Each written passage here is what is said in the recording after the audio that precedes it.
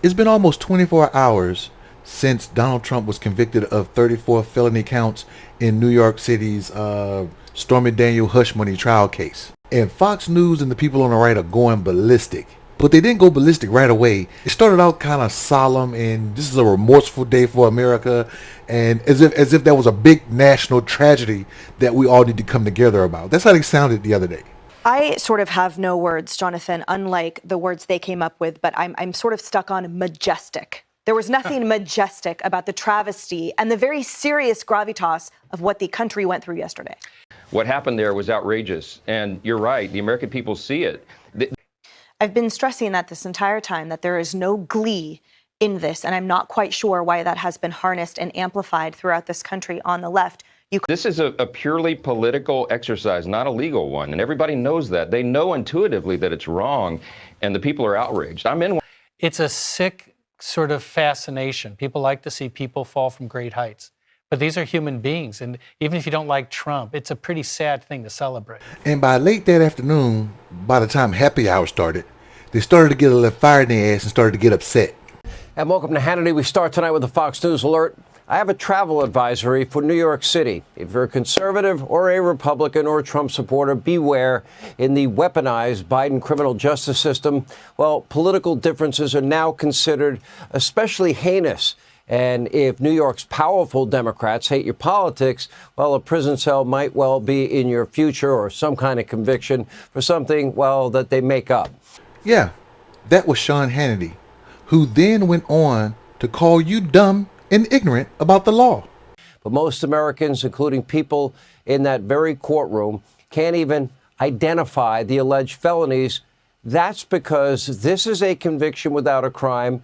And then Jesse Waters of Fox News had perpetual drowning man and son of RFK Jr. talk about how this was going to backfire on the Democrats. I think, Jesse, that it is going to backfire. This conviction is going to backfire on the Democrats. Either Jesse Waters couldn't hear him from his drowning sound, or he didn't think his Democrat thing was hitting hard enough. So he decided to say it's not the Democrats, it's the press, which he is a part of. That's the problem. Well, RFK Jr., you know why that they're getting away with it is because the media lets them. If we had a fair press in the United States, they wouldn't even be tempted to pull these stunts. They wouldn't be trying to incarcerate their rivals and indict people for threatening their power. It's the media that's letting them get away with it because they're just not held accountable in the court of public opinion.